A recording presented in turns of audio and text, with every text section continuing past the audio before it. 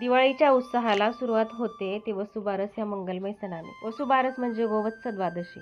हा दिवस अश्विन महिन्याच्या कृष्ण पक्षातील द्वादशीला साजरा केला जातो. वसू म्हणजे धन आणि बारस म्हणजे द्वादशी. या दिवशी लक्ष्मी रूपात असलेल्या गोमातेची पूजा केली जाते. आपल्या भारतीय संस्कृतीत गायीला मातेचा दर्जा दिला जातो. या दिवशी गायीची व तिच्या वासराची पूजा करून त्यांच्याबद्दल कृतज्ञता व्यक्त केली जाते. घरात लक्ष्मी देवीचे आगमन व्हावे या हेतूनेही वासरू असलेल्या गायीची पूजा करण्याची पद्धत आहे.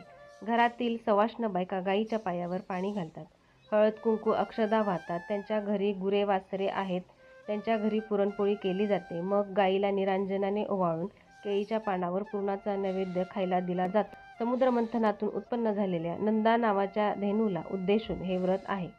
वसुबारसेपासूनच अंगणात रांगोळी काढून पणत्या लावून दिवाळीची सुरुवात होते. सर्वांना दीपावलीच्या खूप खूप शुभेच्छा.